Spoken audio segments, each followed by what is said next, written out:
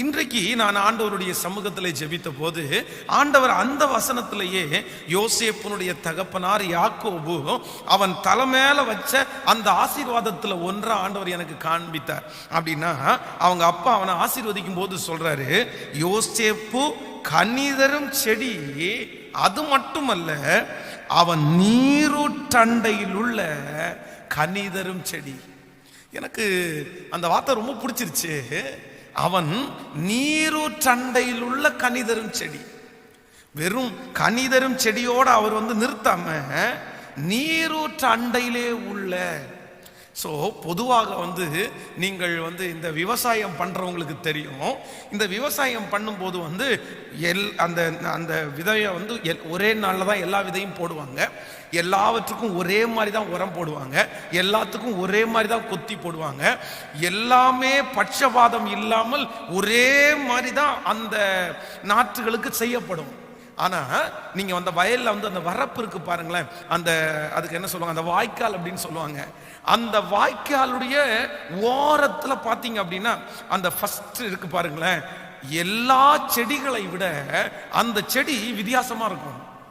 நீங்கள் கருகும் போது கூட பாத்தீங்கன்னா உள்ளுக்குள்ளே இருக்கிற செடிகள் முதலாவதாக கருகும். ஆனா வாய்க்கால்களுடைய ஓரத்திலே இருக்கிற செடிகள் அவ்வளவு சீக்கிரமா கருகாது. அதான் ரொம்ப அழகா ஒரு பாடு பாடியிருக்காங்க. ஐயா, வாய்க்கால்கள் ஓரத்திலே நடப்பட்ட மரம் நானே, எப்பொழுதும் என்னுடைய வேர்கள் தண்ணீருக்குள் இருக்குது, அதனாலதான் நான் இலையுதிராது இருக்கிற மரமா இருக்கிறேன் அப்படின்னு ரொம்ப அழகா பாடி இருக்கிறார். அப்போ இந்த யோசேப்புக்கு ஆண்டவர் கொடுத்த ஆசீர்வாதத்திலே ஒரு மிகப்பெரிய ஆசீர்வாதம், கர்த்தர் அவனை எங்க நட்டுட்டு இருக்கிறார் அப்படின்னா நீரூற்றுக்கு பக்கத்துல தான் ஆண்டவர் நட்டிருக்காரு. நீரூற்றினுடைய பக்கத்துல, அவன் சென்டர்ல நடப்படல.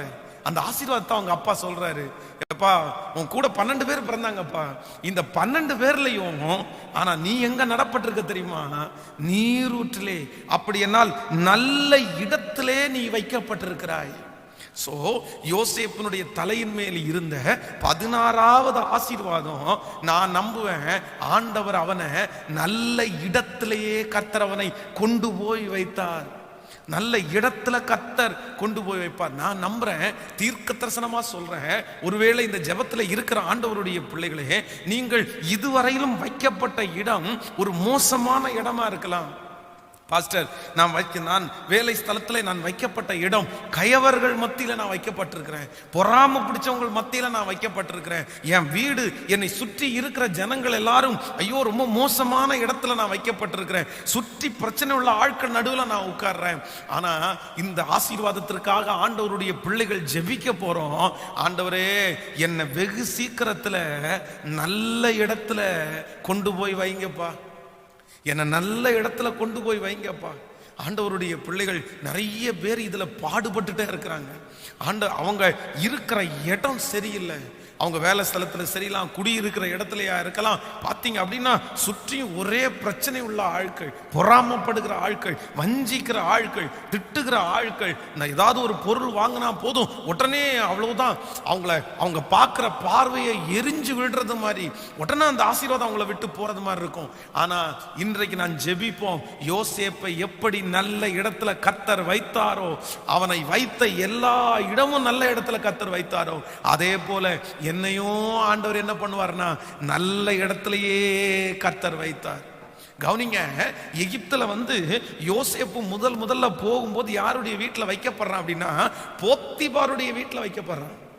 நான் நம்புறேன் அந்த போத்திபார் ஒரு அடிமை. நீங்க அவனை வாசி பார்க்கும்போது அந்த போத்திபார் யோசேப்ப ஒரு அடிமைன்னு கூட பார்க்காம அவன் செய்யறதெல்லாம் நல்லா வந்துச்சு அப்படின்றதுக்காக அவனை நம்பி தன்னுடைய வீட்டிலே இருக்கிற சகலத்தையும் ஒப்புச்சானாம். நம்மளா இருந்தா கூட அப்படி செய்ய மாட்டோம். இன்னைக்கு இந்த ஜபத்தில் இருக்கிற நிறைய பேருடைய வீடுகளிலே வீட்டில் வேலை செய்யறவங்க நிறைய பேர் இருப்பாங்க. ஆனா அந்த வேலை செய்யறவங்க நல்லா வேலை செய்யறாங்கன்றதுக்காக நிறைய பேருக்கு நம்பிக்கை வந்துடாது. ஒரு 10 வருஷம் 20 வருஷம் பழகினதுக்கு அப்புறம் தான் அந்த நம்பிக்கை வருமே தவிர, எல்லாருடைய இருதயத்துக்குள்ளே ஒன்று இருக்கும், இவங்க இப்படி பண்ணியிருப்பாங்களோ.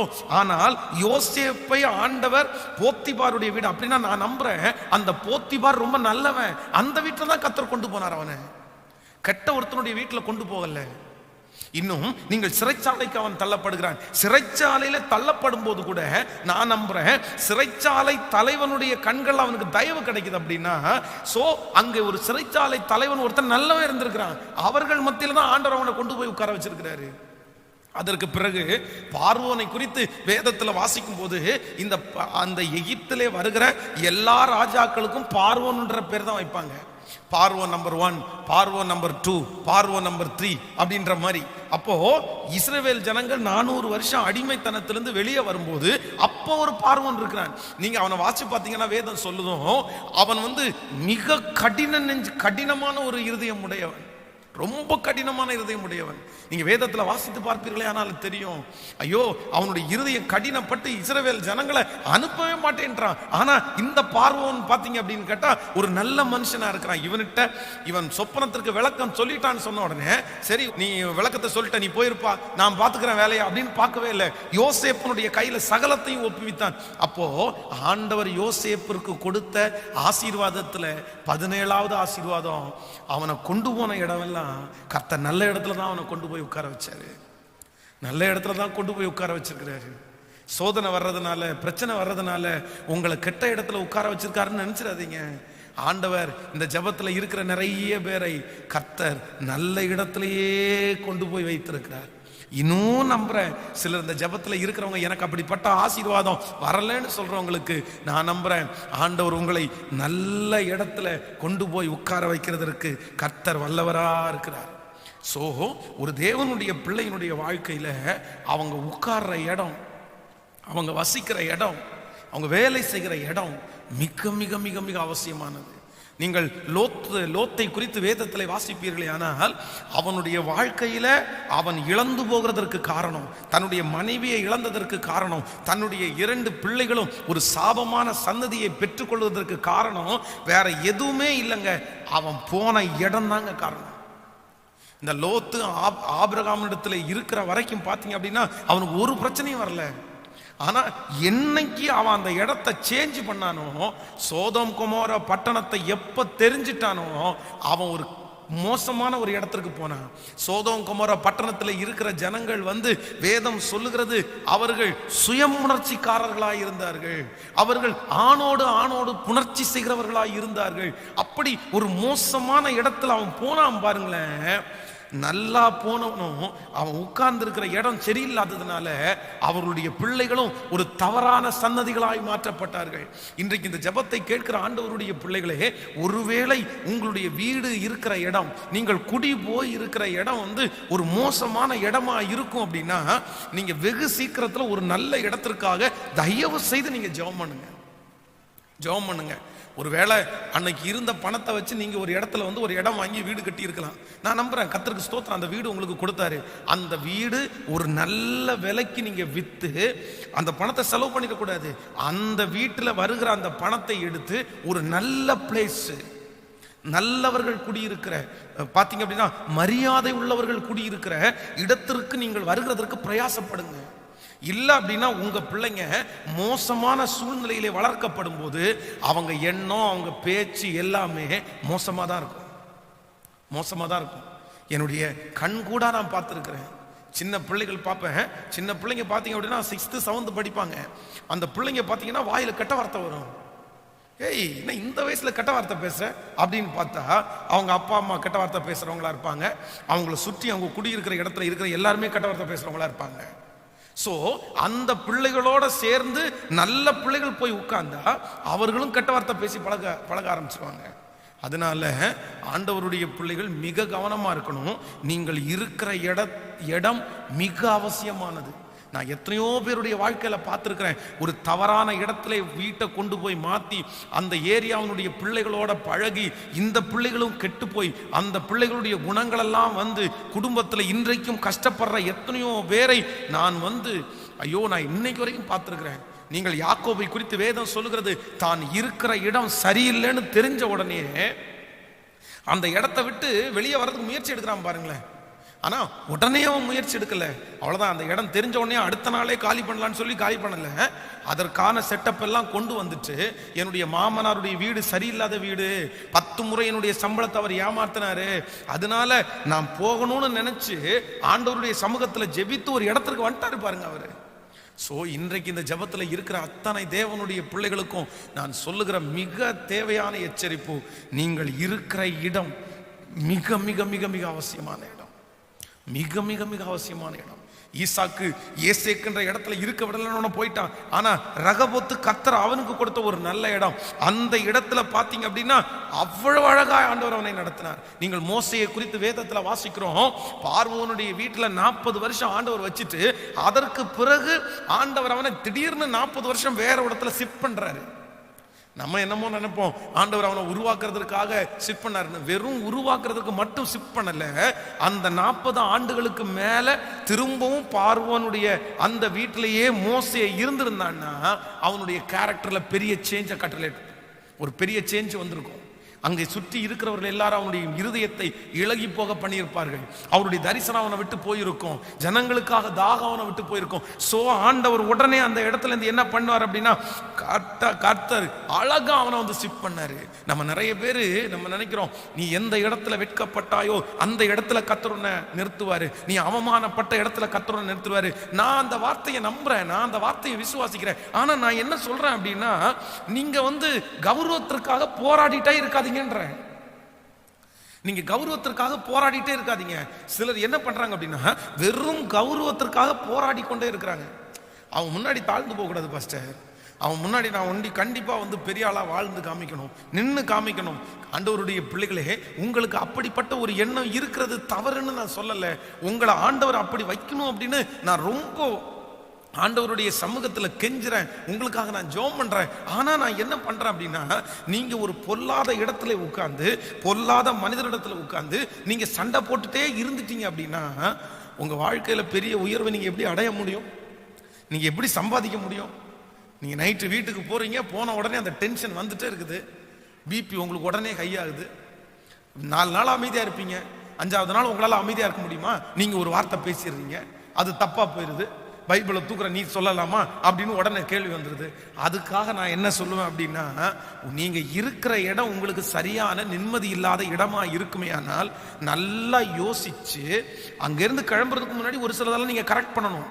கரெக்ட் பண்ணிட்டு அந்த இடத்தை விட்டு நீங்கள் ஒரு நல்ல இடம், நீங்க என்ன பொறுத்த அளவில் நீங்கள் குடியிருக்கிற வீடு வந்து ஒரு சரியான இடத்துல இருக்கணும். சரியான, உங்களை வீட்டை சுற்றி இருக்கிறவர்கள் மிக மிக சரியானவர்களா இருக்கணும். நான் சொல்றேன், அந்த பக்கத்து வீட்டுக்கு போகாதவங்க, பக்கத்து வீட்டில் பேசாதவங்க, அந்த மாதிரி செட்டப்ல இருக்கிறவங்களுக்கு பிரச்சனை இல்லை. ஆனா கூட்டமா இருக்கிறாங்க பாருங்களேன், அதே மாதிரி லைன் வீட்டில் இருக்கிறாங்க பாருங்களேன், இவங்க எல்லாம் ரொம்ப கவனமா இருக்கணும், ரொம்ப கவனமா இருக்கணும். நிறைய பேர் பிள்ளைகளை இழந்திருக்கிறாங்க. அந்த மாதிரி வீடுகளில் போய் குடியிருந்து அந்த லைன் வீட்டில் இருக்கிற யாரோ ஒருத்தர் மோசமான ஆள்டத்துல சிக்கி எத்தனை குடும்பம் உடஞ்சிருக்கு பாருங்களேன். அதனால இன்றைக்கு ஒரு தீர்மானத்தோட ஆண்டவரத்துல போங்க. ஆண்டவரே, நான் சொல்றேன், இன்னொரு இடத்துல கர்த்தர் உங்களை கொண்டு போய் ஆசீர்வதிச்சு எப்படி ஈசாக்கை பார்க்கறதுக்கு அவங்க வந்தாங்களோ அதே மாதிரி அவங்க கண்ணுக்கு முன்னாடி உங்களை தலை நிமிர பண்றதுக்கு வல்லவரா இருக்காங்க. நீங்க அந்த இடத்துலயே போராடி கொண்டு இருக்காதீங்க. இல்ல பாஸ்டர், என்ன இந்த இடத்துல தான் கர்த்தர் என்ன ஆசீர்வதிக்கணும், இந்த தெருவில் தான் ஆண்டவர் என்ன ஆசீர்வதிக்கணும். நான் சொல்றேன், சில இடங்களிலே சில தெருவை விட்டு இன்னொரு தெருவுக்கு போய்தான் ஆகணும். அங்க ஆண்டவர் நம்மளை உயர்த்துவாரு. இந்த தெருவில் இருக்கிறவங்க வந்து உங்களை சந்திப்பாங்க, உங்களை பார்ப்பாங்க. அப்போ சே, நீ என்னை விட்டு போ, எங்களை விட்டு போயிட்டு நல்லா ஆண்டவர் வச்சிருக்கிறாய் அப்படின்னு சொல்ற நாள் வரும். இது அவசரமா ஆண்டவருடைய பிள்ளைங்க செஞ்சிடக்கூடாது. ஆனா உங்க மனசுல எப்பவுமே ஒரு ஜெபம் ஆண்டவரிடத்துல இருக்கணும். ஆண்டவரே, என்னை நல்ல இடத்துல என்ன கொண்டு போய் வைங்க ஆண்டவரே. இன்னொன்னு சொல்றேன், நான் குறை சொல்லல, நீங்க போற திருச்சபை கூட சரியான இடமா இருக்கணும். சரியான திருச்சபையில ஆண்டவர் உங்களை கொண்டு போய் வைக்கணும், அது கூட மிக அவசியம்.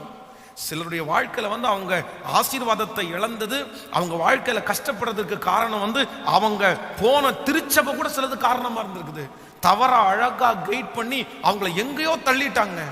இல்ல ஆண்டவருடைய பிள்ளைகளுடைய வாழ்க்கையில் அப்படிப்பட்ட காரியத்தில் கூட கவனமா இருங்கள். நான் இன்னைக்கு ஜெபிக்கிறேன், எல்லாரும் உங்களுடைய கரங்களை உயர்த்தி கூட ஜெபிங்க. ஆண்டவரே எனக்கு ஒரு கிருபை தாங்க ராஜா, ஆண்டவரே நான் எனக்கு இருக்கிற இடத்தை எனக்கு ஆசீர்வதிச்சு தாங்க ராஜா. நீங்க நிறைய டென்ஷனா இருக்கலாம், கவலையா இருக்கலாம், ஆனா ஆண்டவர் இன்னைக்கு பிளஸ் பண்ணுவார்னு நான் நம்புறேன். கையை உயர்த்தி எல்லாரும் ஜெபிங்க பார்க்கலாம். ஏசப்பா எனக்கு ஒரு அற்புதத்தை செய்யும், நான் இருக்கிற இடத்தை எனக்கு ஆசீர்வாதமாய் மாற்றி தாரும் ஆண்டவரே, மாற்றி தாரும் ஆண்டவரே. ஹல்லேலூயா. கைகளை அசைத்து ஒரு ஹல்லேலூயா சொல்லுங்கள், ஆமென் சொல்லுங்கள். இன்றைக்கு ஒரு 3 காரியத்தை குறித்து உங்களோடு கூட நான் உங்களுக்கு சொல்லி உங்களுக்காக ஜெபிக்கிறதற்கு நான் ஆசைப்படுகிறேன். அப்படின்னா ஒரு தேவனுடைய பிள்ளை இருக்கக்கூடாத இடம், அதை குறித்து நான் இன்னைக்கு உங்களுக்கு சொல்றேன். நீங்கள் இருக்கக்கூடாத 3 இடங்கள், இந்த இடத்துல நீங்க இருக்கவே கூடாது அப்படின்ற காரியத்தை குறித்து நம்ம முதலாவதாக ஒரு வசனத்தை வாசிக்கலாம். எல்லாருக்கும் தெரிந்த வசனம் தான். சங்கீதத்திலே 1வது சங்கீதத்தை நம்ம எடுத்துக்கொள்ளலாம். 1வது சங்கீதம் 1வது வசனத்தை நம்ம வாசிக்க போகிறோம். சங்கீதம் 1:1 வாசிக்கலாமா? துன்மார்க்கருடைய ஆலோசனையில் நடவாமலும் பாவிகளுடைய வழியில் நில்லாமலும் பரியாசக்காரர் உட்காரும் இடத்தில் உட்காராமலும். இன்னொரு விஷயம் கூட வாசிக்கிறேன். துன்மார்க்கருடைய ஆலோசனையில் நடவாமலும் பாவிகளுடைய வழியில் நில்லாமலும் பரியாசக்காரர் உட்காரும் இடத்தில் உட்காராமலும். ஆண்டவருடைய பிள்ளைகளே, இந்த இடத்துல ரொம்ப அழகாய் ஒரு வசனம் எழுதப்பட்டிருக்கிறது. அப்படின்னா ஒரு தேவனுடைய பிள்ளை இருக்கக்கூடாத முதல் இடம் எங்க அப்படின்னா, வேதம் இங்க தெளிவா சொல்லுது, பரியாசக்காரர் உட்காருகிற இடத்துல ஆண்டவருடைய பிள்ளை உட்காரவே கூடாதாம். ஆண்டவர் எழுதி வைத்திருக்கிறார். சில இன்னைக்கு இருக்கிற நாட்களில் பரியாசக்காரர் இந்த உலகத்துல அதிகமாகிட்டே இருக்கிறாங்க. எங்கு பார்த்தாலும் பரியாசக்காரர்கள். ஒரு ஆபீஸுக்கு போனா அந்த ஆபீஸ்ல இருக்கிற மேனேஜரை, அந்த ஆபீஸ்ல இருக்கிற ஓனரை அப்படியே பரியாசம் பண்றது, அங்க இருக்கிற யாரோ ஒருத்தரை தவறான விதத்துல திட்டிட்டு இருக்கிறது. சிலர் என்ன நினைக்கிறாங்க அப்படின்னா, பாஸ்டர் கூட வேலை செய்யறவங்க அப்படி இருக்கும்போது நம்ம நல்லவங்களாட்டும் பரிசுத்தவான்களாட்டும் எந்திரிச்சு வெளியே போனா அவங்க எல்லாம் தப்பா நினைப்பாங்க அப்படின்னு எல்லாம் நம்ம நினைப்போம். ஆனால் நான் சொல்லுகிறேன், மற்றவர்கள் தப்பாய் நினைக்கிறத வச்சுட்டு நம்ம ஆண்டவருடைய மனசை வருத்தப்படுத்த முடியாதுல்ல, ஆண்டவருடைய மனசை கஷ்டப்படுத்த முடியாதுல்ல. இதற்கு முன்பாக ஒருவேளை இப்படிப்பட்ட எண்ணங்கள் உங்களுக்குள்ள தோன்றாம கூட இருக்கலாம். ஆனா இன்னொருத்தரை குறிச்சு குறை பேசுற இடத்துல, இன்னொருத்தரை குறிச்சு பரியாசம் பண்ற இடத்துல ஆண்டவருடைய பிள்ளைகள் இருக்கக்கூடாது என்று வேதம் சொல்லுது. அதான் ஆகாத சம்பாசனைகள் நல்லொழுக்கங்களை கெடுக்கும். அப்படிப்பட்ட கூட்டத்தில் அவங்க இருந்து பேசும்போது திடீர்னு நம்ம அறியாமலே நம்மளும் ஒரு வார்த்தை சொல்ல வேண்டிய சூழ்நிலைக்கு தள்ளப்படுறோம். அப்படி தள்ளப்படும் போது நம்ம அப்படிப்பட்ட வார்த்தைகளை நம்ம பேசினோம்னா நிச்சயமா சொல்றேன், அதனால நமக்கு ஒரு பெரிய பாதிப்பு உண்டா இருக்குது. அதனால இன்றிலிருந்து ஒரு தீர்மானம் எடுங்க. யாராவது ஒருத்தர் பரியாசக்காரர் இருக்கிறாங்கன்னா அந்த இடத்துல ஆண்டவருடைய பிள்ளைகள் இருக்கவே கூடாது. நடந்த ஒரு சம்பவத்தை சொல்றேன். ஒரு நல்ல ஒரு கணவன் மனைவி 2 பேரும் புதுமண தம்பதிகள். அந்த பாஸ்டர் அந்த பையனை குறித்து ஒரு நல்ல சர்டிபிகேட் கொடுத்து ஒரு நல்ல தேவனுடைய மனுஷன் அவருடைய திருமணத்தை நடத்தி வைத்தார். அந்த பொண்ணோட வீட்டில் இருக்கிறவங்களும் முக்கியமான ஆண்டவருடைய பிள்ளைகள், பையனுடைய வீட்டில் இருக்கிறவங்களும் முக்கியமானவங்க. இவங்க 2 பேருமே பரிசுத்தவான்கள், சின்ன வயதிலிருந்தே திருச்சபையில வளர்க்கப்பட்டவர்கள். இந்த பையனுக்கு ஒரு கட்ட பழக்கமும் இல்லை, இந்த பிள்ளைக்கு ஒரு கட்ட பழக்கமும் இல்லை. ஆனா இவன் கல்யாணம் முடிச்ச உடனே ஆபீஸ்ல இருக்கிற அந்த பசங்க எல்லாரும் சேர்ந்து கேட்டிருக்காங்க, ஏன்டா டேய் மச்சான், நீ இந்த மாதிரி திருமணம் முடிச்சிட்ட, எங்களுக்கு ஏன்டா பார்ட்டியே வைக்கல, எங்களுக்கு பார்ட்டி வைக்காம நீ போயிட்ட. என்ன பார்ட்டி அப்படின்னா ட்ரிங்க் பண்ற பார்ட்டி. ஒரு ஆண்டவருடைய பிள்ளையா இருக்கிறவங்க என்ன சொல்லணும் அப்படின்னா, எப்பா என்னுடைய பணத்தை அப்படிப்பட்ட தேவையற்ற விஷயத்துக்கு நான் கண்டிப்பா செலவு பண்ண மாட்டேன். அதான் ஆண்டவர் கூட நமக்கு சொல்லும் போது என்ன சொல்றாரு அப்படின்னா, நம்ம பிள்ளைகளே உங்கள் பெற்றாருக்கு கர்த்தருக்குள் கீழ்ப்படியுங்கள், கர்த்தருக்குள் கீழ்ப்படியுங்கள். என்னுடைய சின்ன வயசுல எங்க அப்பாவுக்கு பீடி கட்டு வாங்கி கொடுக்குறவன் நான் தான். எங்க அப்பா அன்னைக்கு இருக்குதுல காஜா பீடின்னு சொல்லுவாங்க, அந்த பீடி கட்டு ஒரு நாள் 20 கட்டு வரைக்கும் எங்க அப்பா குடிப்பாரு. அப்போ எங்க கையில காசு கொடுத்து விடுவாரு, நான் போய் எங்க அப்பாவுக்கு பீடி கட்டு வாங்கி கொடுப்பேன். ஆனா என்னைக்கு ஞான ஸ்நானம் எடுத்தேனோ எங்க பாஸ்டர் சொன்னாரு, எப்பா உங்க அம்மா அப்பாவுக்கு கீழ்ப்படுகிறது ஓகே தான், கண்டிப்பா கீழ்ப்படியணும். ஆனா உங்க அம்மா அப்பாவுக்கு கூட கர்த்தருக்குள்ளதான்ப்பா கீழ்ப்படியணும் அப்படின்ற செய்தியை கொடுத்த உடனே அடுத்த நாள்ல இருந்து எங்க அப்பாவை கூப்பிட்டு சொல்லிட்டேன், நான் ஞானசானம் எடுத்துட்டேன், இனி உங்களுக்கு பீடி கட்டு நான் வாங்கி தர மாட்டேன், அது ஏசப்பாவுக்கு விரோதமானது அப்படின்னு சொல்லிட்டு அன்னைக்கு நான் விட்டுருக்கிறேன். இந்த வார்த்தையை சொல்ல வேண்டிய இந்த பிரதரு, சரிடா நான் வரல, நான் வேணா காசு தரேன் இருக்காரு. அவனும் சொல்லியிருக்காங்க, இல்ல இல்ல எனக்கு எங்களுக்கு காசெல்லாம் நீ கொடுக்கறது வேண்டாம், நீ எங்க கூட வந்து நீ ட்ரிங்க் பண்ண வேண்டாம், நீ சும்மா ஒரு கொக்கோ கோலா மட்டும் குடிச்சுக்கோ, ஆனா நீ ட்ரிங்க் பண்ண, ஆனா எங்க கூட நீ வா, நீ தானே பார்ட்டி வைக்கிற. சொன்ன உடனே இவர் என்ன பண்ணிட்டார் அப்படின்னா, ஆமா நம்ம பார்ட்டி தானே வைக்கிறோம், நம்ம ஒன்றும் தப்பா பண்ணலையே அப்படின்னு சொல்லிட்டு ஒயின் ஷாப்புக்கு போயிட்டாங்க. ஒயின் ஷாப்புக்கு போய் எல்லாருக்குமே குடிக்கிறதுக்கு வாங்கி கொடுத்துட்டு இவர் அங்க வெறும் கொக்கோ கோலா பாட்டில் தான் குடிச்சாரு. கொக்கோ கோலா வாங்கி குடிச்சிட்டு அந்த ஒயின் ஷாப்ல இருந்து இறங்கி வரும்போது அந்த பொன் வீட்டில் இருக்கிற ஒரு திருச்சபையினுடைய பாஸ்டர் ஒரு பிரதர் பார்த்துட்டாரு. இந்த பசங்க என்ன பண்ணிட்டாங்க அப்படின்னா, இந்த ஒயின் ஷாப்ல செல்ஃபி எடுத்திருக்காங்க பாருங்களேன். இந்த செல்ஃபி எடுத்த போட்டோவை ஃபேஸ்புக்ல அப்லோட் பண்ணிட்டாங்க. அதையும் அந்த பொன் வீட்டு சைடில் உள்ளவங்க பார்த்துட்டாங்க. அன்றைக்கு அவங்களுடைய குடும்பம் பிரிஞ்சவங்க. இவர் என்னமோ சொல்லி பார்த்தாரு, இல்ல நான் அப்படி கிடையாது, நான் அந்த மாதிரி பண்ணல, நான் அவங்களுக்கு தான் வாங்கி கொடுக்க போனேன். அதற்கு பிறகு பல மாதங்கள் ஆயிடுச்சு அவங்க குடும்பம் ஒன்று சேர்றதற்கு. சே, இவ்வளவு ஆவிக்குரிய வாழ்க்கையில நீ மோசமான ஆளாப்பா, இவ்வளவு ஜெபிக்காத ஆளாப்பா, ஒரு பையன் கேட்டான்றதுக்காக ஆண்டவரை தூக்கி போட்டுட்டீங்களேன்னு சொல்லி அந்த குடும்பத்துல பெரிய உடைவே வந்துருச்சு. அதனால இன்றைக்கு இந்த ஜெபத்துல இருக்கிற பிள்ளைகள் உங்களை அன்பா கேட்டுக்கிறேன், நீங்கள் பரியாசக்காரர், துன்மார்க்கர், இந்த கிண்டல் பண்றவங்க, நக்கல் பண்றவங்க, இன்னும் ஒருத்தரை குறித்து ஒருத்தர் குறை சொல்றவங்க, அவர்களோட ஆண்டவருடைய பிள்ளைகள் தயவு செய்து நீங்கள் உட்காரவே கூடாதுன்னு ஆண்டவர் உங்களுக்கு தெளிவாய் உங்களுக்கு சொல்லுகிறார். இன்றைக்கு ஒரு தீர்மானம் எடுங்க, கொஞ்சம் கொஞ்சமா அவங்கள விட்டு விலகிருங்க. இந்த செய்தியை ஆண்டவர் இந்த ஜெபத்துல இருக்கிற யாரோ ஒருத்தருக்கு பேசுகிறாரு. ஒருவேளை சிஸ்டர்ஸா கூட நீங்க இருக்கலாம். சிஸ்டர்ஸ் பக்கத்து வீட்டுல வேலை, உங்களுடைய வேலைகளை முடிச்சதுக்கு பிறகு பக்கத்து வீட்டுல இருக்கிற யாரோ ஒருத்தர் உங்களை கூப்பிடலாம். நீங்க 2-3 பேர் சேர்ந்து உட்கார்ந்து நீங்க பேசலாம். பேசும்போது இன்னொருத்தருடைய குடும்பத்தை குறித்து பேசுறீங்க, இன்னொருத்தருடைய மனைவியை குறித்து பேசுகிறவர்களே. ஆனால் தயவு செய்து அப்படிப்பட்ட வீடுகளுக்கு நீங்க போகாதீங்க. அதான் திருச்சபையில இந்த பெண்கள் சேர்ந்து ஜெபிப்பார்கள் பாருங்க, அந்த கூட்டு ஜெபம். இந்த கூட்டு ஜெபத்துல 1 மணி நேரம் இந்த கூட்டு ஜெபம் பண்ணினாங்க அப்படின்னா அதற்கு பிறகு 2 மணி நேரம் இன்னொருத்தருடைய வீட்டை குறித்து குறை பேசுவதற்காக நேரத்தை செலவு பண்றாங்க. ஐயோ, அது ரொம்ப தவறு. அந்த 1 மணி நேரம் நீங்க ஜெபித்த ஜெபம் அது ஒண்ணும் இல்லாம போயிடுச்சு, அது வீணா போயிருச்சு. அந்த ஜெபத்தினால உங்களுக்கு எந்த பலனும் இல்லை. அப்படிப்பட்ட ஒரு ஜெபத்திற்கு ஆண்டவருடைய பிள்ளைகள் போகவே வேண்டாம். யாருடைய வீட்டிலேயாவது கூட்டு ஜெபத்திற்காய் உங்களை அழைத்தால் நீங்க போய் ஜெபம் பண்ணிட்டு அடுத்த நிமிஷத்துல ஆமேன் போட்டு அடுத்த நிமிஷத்துல வீட்டுக்கு வந்துருங்க. திரும்ப அவங்கள்ட்ட உட்கார்ந்து சர்ச்சு கதை, இன்னும் விசுவாசிகளுடைய கதையை பேசிட்டீங்க அப்படின்னா நீங்கள் பரியாசக்காரர் உட்காருகிற இடத்துல உட்காருகிறீர்கள். கர்த்தருக்கு நீங்கள் கணக்கு கொடுக்க வேண்டும். சோ நம்பர் 1, முதல்ல ஆண்டவருடைய பிள்ளை எங்க இருக்க கூடாதுன்னா, ஆண்டவரே நான் பரியாசக்காரர் உட்காருகிற இடத்துல உட்காரவே கூடாது. நம்பர் 2, இரண்டாவதாக ஒரு தேவனுடைய பிள்ளை எங்க உட்காரக்கூடாதுன்னு பைபிள் நமக்கு சொல்லுதுன்னா, அதே சங்கீதத்தில் 26ஆம் அதிகாரத்தில் நீங்கள் 4வது வசனத்தை நம்ம வாசிக்க போகிறோம். சங்கீதம் 26வது சங்கீதத்தை எடுத்துக்கொள்ளலாமா? 26ஆம் சங்கீதத்தில் 4வது வசனத்தை நம்ம சேர்ந்து வாசிக்க போகிறோம். 26ஆம் சங்கீதம் 4வது வசனத்தை வாசிக்கும் போது, வீணரோடே நான் உட்காருவதில்லை, வஞ்சகரிடத்தில் நான் சேருவதில்லை, வீணரோடே நான் உட்காரவில்லை. நன்றாய் கவனிங்கள். இரண்டாவது, ஒரு ஆண்டவருடைய பிள்ளை நீங்கள் யாரோட நீங்க உட்காரக்கூடாதுன்னா, வீணரோட ஆண்டவருடைய பிள்ளைகள் உட்காரக்கூடாது.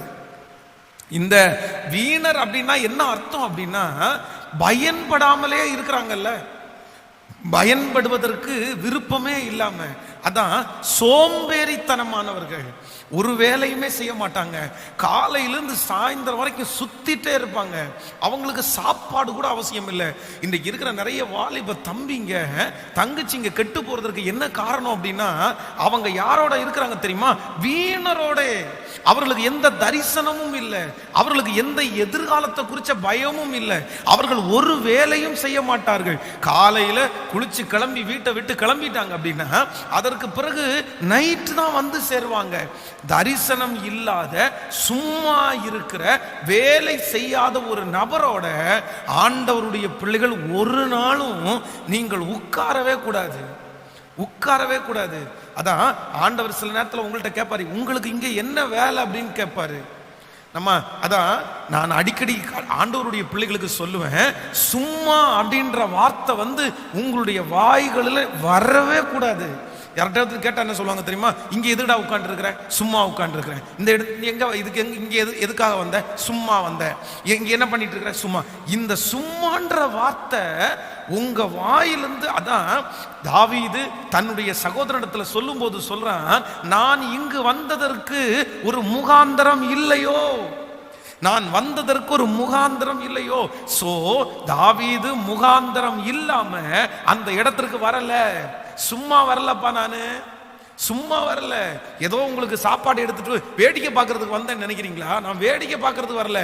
நான் வந்ததற்கு ஒரு முகாந்திரம் உண்டு. அதனால ஆண்டவருடைய பிள்ளைகள் எந்த இடத்திலே இருந்தாலும் கண்டிப்பாக ஒரு நோக்கம், ஒரு முகாந்திரம் இருக்கணும். அப்படி முகாந்திரம் இல்லாத ஒரு நபரோட நீங்க இருப்பீர்களே ஆனால் அது உங்க வாழ்க்கைக்கு ஆபத்தா முடிஞ்சிடும். நீங்க சந்தோஷமா இருக்கிறத நான் தப்புன்னு சொல்லல. ஒரு நாள் யார்கிட்டயாவது ஒருத்தட்ட பேசி கலகலன்னு இருக்கிறது, சிரிச்சிட்டு இருக்கிறது, சந்தோஷமா இருக்கிறது தவறல்ல.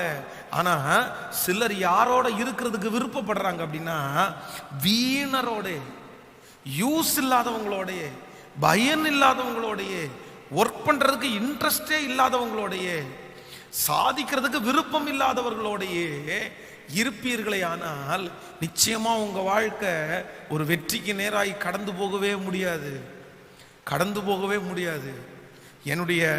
எனக்கு இருக்க வேண்டிய ஃப்ரெண்ட்ஸ், நான் இருக்க வேண்டியவர்கள் யாரா இருக்கணும் அப்படின்னா, என்னை விட வேகமானவர்களா இருக்கணும், என்னை விட தரிசனம் உள்ளவர்களா இருக்கணும்.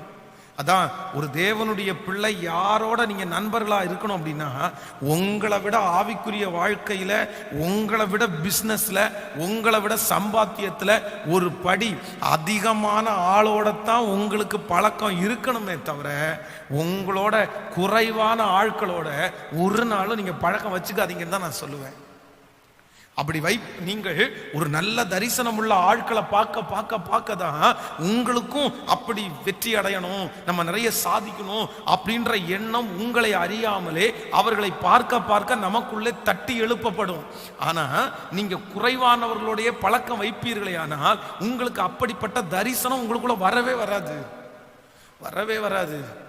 ரொம்ப கவனமா ஆண்டவருடைய பிள்ளைகள் இருங்கள், ரொம்ப கவனமா இருங்க. நான் கர்த்தருடைய சமூகத்தில் சொல்றேன், ஆண்டவருடைய பிள்ளைகளே, இன்றைக்கு வரைக்கும் பெரிய திருச்சபை வச்சு நடத்துகிற, பெரிய ஊழியம் செய்கிற ஒவ்வொரு தேவனுடைய ஊழியர்களுடைய வாழ்க்கை சரித்திரத்தையும் நான் படிக்காம இல்லவே இல்லை.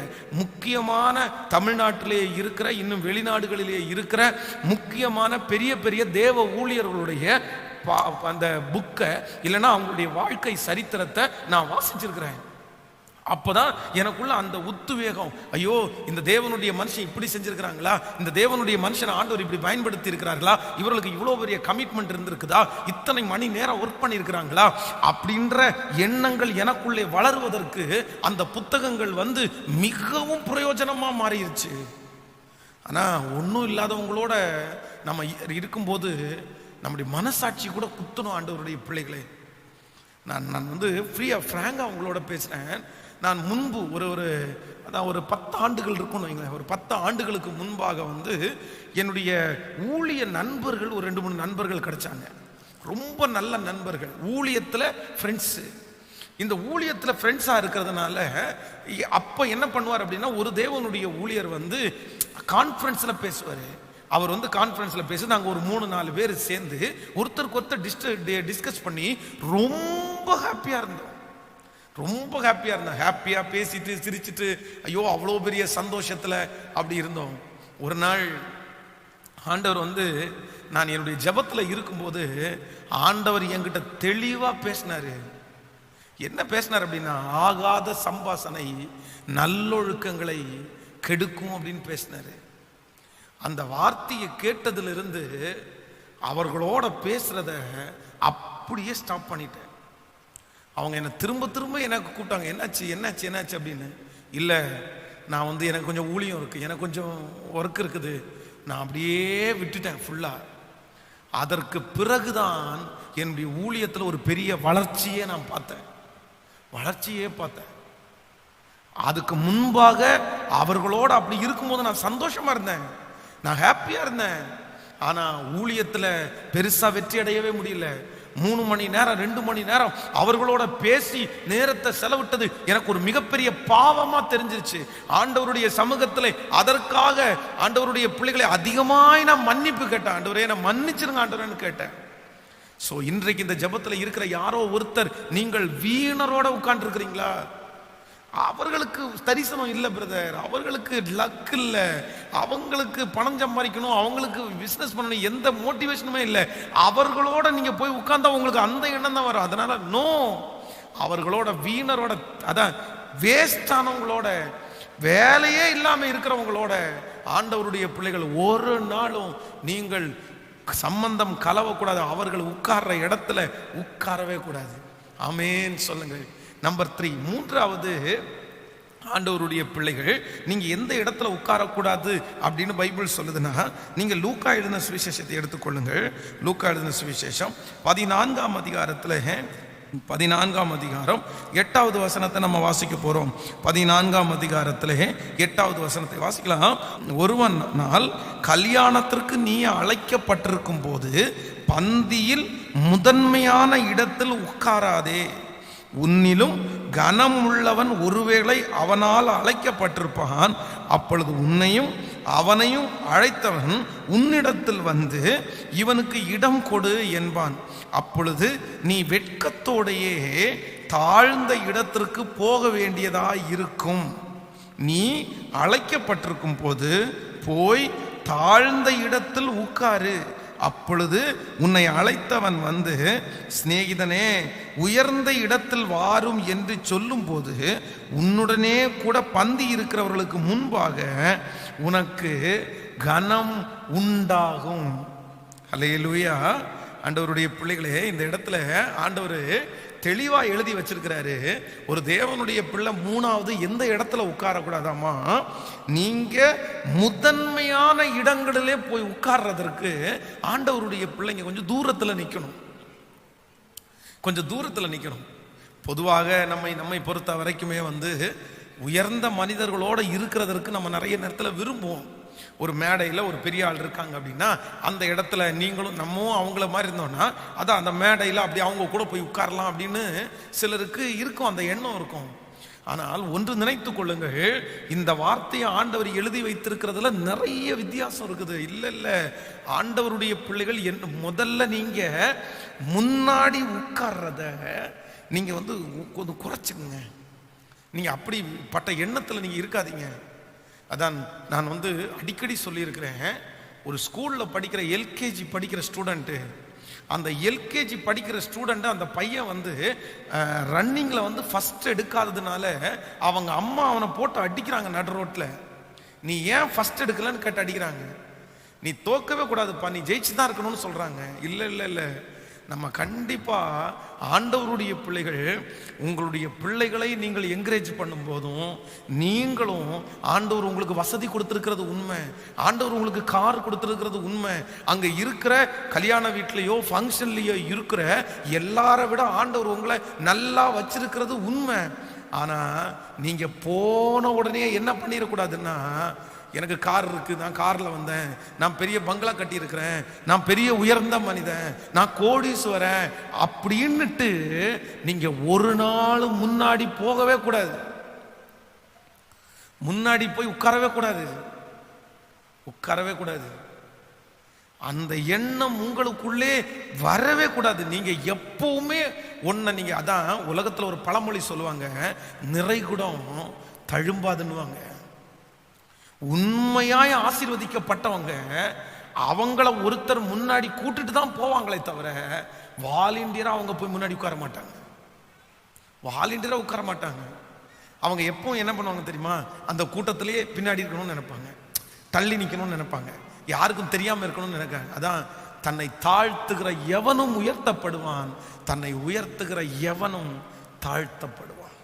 சிலருக்கு இது வருத்தம் கூட வருது, என்னை முன்னாடி உட்கார வைக்கல, என்னை கொண்டு போய் உட்கார வைக்கல.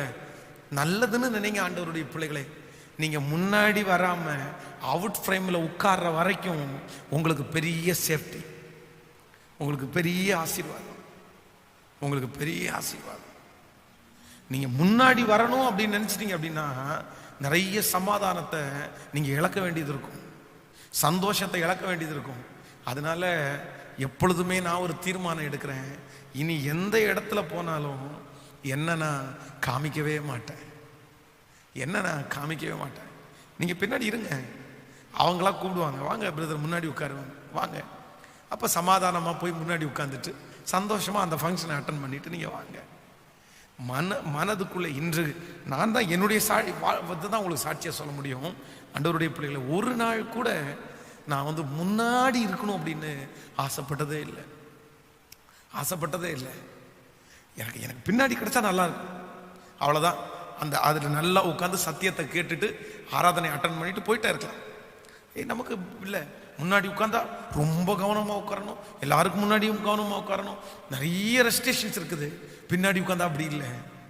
அதனால எல்லாரும் ஆசைப்படுங்க, நான் என்ன பண்ணக்கூடாதுன்னா முன்னாடி உட்கார்றதுக்கு ஆசைப்படக்கூடாது. இன்னைக்கு 3 காரியங்களை ஆண்டவர் நம்மோடு கூட பேசினார். ஒன்று, ஒரு தேவனுடைய பிள்ளை இருக்கக்கூடாத முதல் இடம் பரியாசக்காரர் உட்கார்ற இடத்துல ஆண்டவருடைய பிள்ளைங்க உட்காரக்கூடாது. நம்பர் 2, ரெண்டாவது, வீணரோட பிரயோஜனம் இல்லாதவங்களோட ஆண்டவருடைய பிள்ளைகள் உட்காரக்கூடாது. நீங்க ஒரு இடத்துல உட்காரீங்கன்னா அதுல பிரயோஜனம் இருக்கணும். நீங்க ஒரு நபரிடத்துல பேசுறீங்கன்னா அதுல பிரயோஜனம் இருக்கணும். நிறைய பேர் டைமை வேஸ்ட் பண்றாங்க, வேண்டாம். நம்பர் 3, மூணாவது, எந்த காரணத்தை கொண்டு பெருமைக்காக முன்னாடி உட்காரணும்னு நினைக்காதீங்க. நீங்க பின்னாடி இருங்க, ஆண்டவரே உங்களை முன்பாக ஆண்டவர் கொண்டு போக உள்ளவரா இருக்கிறார். ஹல்லேலூயா. யோசேப்புக்கு ஆண்டவர் கொடுத்த 17வது ஆசீர்வாதம், ஆண்டவர் அவனை நல்ல இடத்திலே ஆண்டவர் அவனை நட்டினார். யோசேப்பு கனிதரும் செடி, அவன் நீரூற்றண்டையில் உள்ள கனிதரும் செடி, அவன் நீரூற்றண்டையில் உள்ள கனிதரும் செடி. இன்றைக்கு தீர்க்க தரிசனமா சொல்றேன், ஆண்டவர் இந்த ஜெபத்துல இருக்கிற அநேகரை இதுவரைக்கும் உங்களை ஒரு நல்ல இடத்துல நீங்க உட்காராம இருக்கலாம், ஆனா இப்ப நம்ம ஜெபிக்க ஆரம்பிக்கும் போது ஆண்டவர் ஒரு திறந்த வாசலை தந்து இனி உங்களை கர்த்தர் நல்ல இடங்களிலே கொண்டு வந்து உட்கார செய்ய போறார். ஹல்லேலூயா. எத்தனை பேர் ஆமோதிக்கிறீங்க? நீங்க அப்படியே முழங்கால்களை முழக்கலாமா, இல்லதோ எழும்பி நின்று கொள்ளலாமா? ஆண்டவரை பார்த்து ஆண்டவரிடத்துல சொல்லுங்க, ஆண்டவரே இந்த யோசேப்பினுடைய 17வது ஆசீர்வாதம் என் தலையின் மேல ஆம் என்றும் ஆமேன் என்றும் இருக்கட்டும் என்று சொல்லுங்க. ஒவ்வொருத்தரும் ஆண்டவருடைய சமூகத்தில் அதற்காக நீங்கள் கெஞ்சுங்க, கேளுங்க ஆண்டவரிடத்துல. நன்றி அப்பா, நன்றி அப்பா. அதான் யோசேப்பு நீரூற்றண்டையில் உள்ள மரமாய் ஆண்டவரை வச்சார். ஹல்லேலூயா, ஹல்லேலூயா. வாய்க்கால்கள் ஓரத்திலே நடப்பட்ட மரமாய் ஆண்டவர் நம்மை வைக்கிறவர் அவர். ஆமென். தன் காலத்திலே தந்து இலையுதிராதிருக்கிற மரத்தை போல் இருப்பான். அவன் செய்வதெல்லாம் வாய்க்கும், அவன் செய்வதெல்லாம் வாய்க்கும், அவன் செய்வதெல்லாம் வாய்க்கும். நம்புறீங்களா? ஏசப்பாட்ட எத்தனை பேர் அந்த ஆசீர்வாதத்திற்காக கெஞ்சுறீங்க? எத்தனை பேர் அந்த ஆசீர்வாதத்திற்காக ஆண்டவரிடத்துல கேட்குறீங்க? எல்லாரும் சத்தத்தை உயர்த்தி, ஆண்டவரே எனக்கு யோசேப்பினுடைய தலையின் மேல வச்ச அந்த ஆசீர்வாதம் எனக்கு வேணும் ஆண்டவரேன்னு கேளுங்க. நன்றி அப்பா, நன்றி அப்பா. நான் சுற்றி இருக்கிற இடம் சரியில்லை ஆண்டவரே, சுற்றி இருக்கிறவங்க எல்லாரும் நிறைய மோசமான பேர் இருக்கிறாங்க ராஜா, ஆனா என்ன ஒரு நல்ல இடத்துல கொண்டு வந்து உட்கார வைங்க ஆண்டவரே. பொறாமைகள் இல்லாத, எரிச்சல்கள் இல்லாத இடத்துல என்ன நிறுத்துங்க ஆண்டவரேன்னு கேளுங்க. இது ஒரு பெரிய பிளஸிங், என் பிள்ளை அந்த மாதிரி ஒரு இடத்துல சிக்கி தவிக்குதே அப்பா, சுத்தி இருக்கிற ஜனங்கள் மோசமான இடத்துல என் பிள்ளை தவிச்சிட்டு இருக்குது, என் பிள்ளைய ஒரு நல்ல இடத்துல கொண்டு போய் வைங்க ஆண்டவரே, நல்ல ஆட்களோட உறவு என் பிள்ளைக்கு கிடைக்கட்டும்னு சொல்லி ஜெபிங்க. நன்றி ஆண்டவரே, நன்றி. ஓ எங்க செல்ல வேண்டும், என்ன செல்ல வேண்டும், வழி நடத்தும் ஆவியானவரே. சொல்றீங்களா எல்லாரும்? எங்கு செல்ல வேண்டும், என்ன சொல்ல வேண்டும், வழி நடத்தும் ஆவியானவரே. விருப்பம் இல்லாத இடங்களுக்கு செல்லாம் தடுத்து நிறுத்தும் ஆவியானவரே. விருப்பம் இல்லாத இடங்களுக்கு செல்லாமல் தடுத்து நிறுத்தும் ஆவியானவரே. இப்ப சேர்ந்து சொல்லுங்க பார்க்கலாம். ஆவியானவரே, ஆவியானவரே, பரிசுத்த ஆவியானவரே, ஆவியானவரே, ஆவியானவரே, பரிசுத்த ஆவியானவரே, எங்களுக்குள்ளே எங்களுக்குள்ளே வாசம் செய்யும் ஆவியானவரே, இந்நாளில் சித்தம் போல் நடத்தி செல்லுமையா. எங்களுக்குள்ளே வாசம் செய்யும் ஆவியானவரே, இந்நாளில் சித்தம் போல் நடத்தி செல்லும். சொல்லுங்க பார்க்கலாம். ஆவியானவரே, ஆவியானவரே, பரிசுத்த ஆவியானவரே, ஆவியானவரே, ஆவியானவரே, பரிசுத்த ஆவியானவரே. ஹல்லேலூயா. ஒரு நிமிஷம் எல்லாரும் என்ன கவனிங்க ஆண்டவருடைய பிள்ளைகளே. இன்றைக்கு ஆண்டவர் கொடுத்த இந்த வசனம் எத்தனை பேருக்கு யூஸ்ஃபுல்லா இருந்துச்சுன்னு எனக்கு தெரியல. ஆனா இது ஒரு மிக முக்கியமான செய்தி. ஒரு தேவனுடைய பிள்ளை இருக்கிற இடம் சரியில்லைன்னா அவங்க வாழ்க்கையில எதுவுமே சரி இருக்காது. நம்ம இருக்கிற இடம் ரொம்ப முக்கியம், ரொம்ப முக்கியம். இதற்கு முன்பாக இந்த ஜெப குறிப்புக்காக நீங்க ஜெபிச்சிருக்க கூட மாட்டீங்க. நான் நம்புறேன் நிறைய பேர் இதுக்காக ஜெபிச்சிருக்கவே மாட்டீங்க. ஆனா நீங்க இன்னையிலிருந்து ஜெபிக்க ஆரம்பிங்க. யோசேப்புனுடைய தகப்பனார் அவங்க தலை மேல வச்ச ஆசீர்வாதம். யோசேப்பு நீரூற்றண்டையிலே நட்டப்பட்ட மரம், கனிதரும் செடி. அவன் நீரூற்றண்டையிலே நடப்பட்ட கனிதரும் செடி. அவனை நட்டிருக்கிற இடம் முக்கியமான இடம். வாய்க்கால்கள் ஓரத்தில் நடப்பட்டு தன் காலத்தில் தன் கனியை தந்து இலையுதிராதிருக்கிற மரத்தை போல இருப்பான். சோ சில இடங்கள்ல ஆண்டவர் உங்களை கொண்டு போய் உட்கார வச்சாருன்னா அந்த இடம் நல்ல இடமா இருந்துச்சுன்னா அந்த இடத்தை விட்டு வந்துடவே கூடாது. ஆண்டவருடைய பிள்ளைங்க வந்துடவே கூடாது. ரொம்ப கவனமா இருக்கணும். எத்தனையோ பேரை பார்த்துக்கிற நல்ல இடத்துல கொண்டு வந்து ஆண்டவர் உட்கார வச்சு அந்த இடத்தை விட்டு வந்ததற்கு பிறகு அவர்கள் நல்ல ஆசீர்வாதமாவே வரல. அது சிலருக்கு ஆண்டவரே அப்படி கொடுத்த இடத்தை தருவாரு. அதனால எப்பவுமே நீங்க மறந்துடக்கூடாது. நான் இருக்கிற இடம் முக்கியமானது. சமாதானம் இல்லையா, போட்டியிடாதீங்க, பொறாமப்படாதீங்க, சண்டை போட்டுட்டே இருக்காதீங்க, விட்டுருங்க. போட்டும் நீயா நானான்றது வேண்டவே வேண்டாம். உங்களுக்கு தயவு செய்து நீயா நானான்றத நீங்க இது பண்ணாதீங்க, வேண்டாம். என்ன நீயா நானா, நம்ம அவனுக்கு முன்னாடி தாழ்ந்து போற மாதிரி இருக்கா, பரவாயில்ல, தாழ்ந்து போறோம். நமக்கு சமாதானம் தான் முக்கியம், நமக்கு சந்தோஷம் தான் முக்கியம். நீங்க மாத்தி எடுத்து போங்க, அடுத்து கர்த்தர் உங்களை ஆசீர்வதிப்பா இருப்பாங்க, அவங்க தேடி வருவாங்க. இதுதான் ஈசாக்குனுடைய பாணி. நீயா நானான்ற பேச்சு ஈசாக்கிடத்துல வரவே இல்லை. இடத்த மாத்திட்டு போயிட்டே இருந்தான், சேஞ்ச் பண்ணிட்டான், அவங்களே தேடி வந்தாங்க. கர்த்தர் அவங்க தேடி வர்ற அளவுக்கு உங்களை வச்சிருப்பாரு. அதான் நீனா நானான்ற போட்டியே வேண்டாம். சமாதானமா சந்தோஷமா இரவு தூங்க போகும்போது நிம்மதியா தூங்குற இடத்துல ஆண்டவர் உங்களை வைக்கணும்னு நான் ஜெபம் பண்றேன். ஹல்லேலூயா. கேட்பீங்களா இந்த ஜெபத்துக்காக? 21 நாள் யோசேப்பினுடைய ஆசீர்வாதத்தை நீங்க ஜெபிச்சு பெற்றுக்கொள்ளணும். இது ஒரு ஜெப குறிப்பாகவும் நீங்க வச்சுக்கோங்க. இது ஒரு ஜெப குறிப்பு. 3 காரியத்தை சொன்ன. 1, பரியாசக்காரர் உட்கார இடத்துல உட்காரக்கூடாது. 2, வீணரோட உட்காரக்கூடாது. 3, முன்னாடி உட்காரக்கூடாது. எல்லாவத்திலையும் ஃபர்ஸ்ட்ல உட்காரணும்னு நினைக்கக்கூடாது. ஹல்லேலூயா. ஒரு விஷயம் கூட கையை மேல உயர்த்தி எங்கு செல்ல வேண்டும், என்ன சொல்லணும், கரங்களை தட்டி பாடி வழி நடத்தும் ஆவியானவரே, உங்க விருப்பம் இல்லாத இடங்களுக்கு நான் செல்லாம. ஹல்லேலூயா. நன்றி நன்றி நன்றி. எங்கு செல்ல வேண்டும், என்ன சொல்ல வேண்டும், வழி நடத்தும் ஆவியானவரே. பாடுங்க எல்லாரும். எங்கு செல்ல வேண்டும், வழி நடத்தும் ஆவியானவரே. சொல்லுங்க. விருப்பம் இல்லாத இடங்களுக்கு செல்லாமல் தடுத்து நிறுத்தும் ஆவியானவரே. விருப்பம் இல்லாத இடங்களுக்கு செல்லாமல் தடுத்து நிறுத்தும் ஆவியானவரே. எல்லாரும் சேர்ந்து கையை மேல உயர்த்தி ஆவியானவரே, ஆவியானவரே, பரிசுத்த ஆவியானவரே.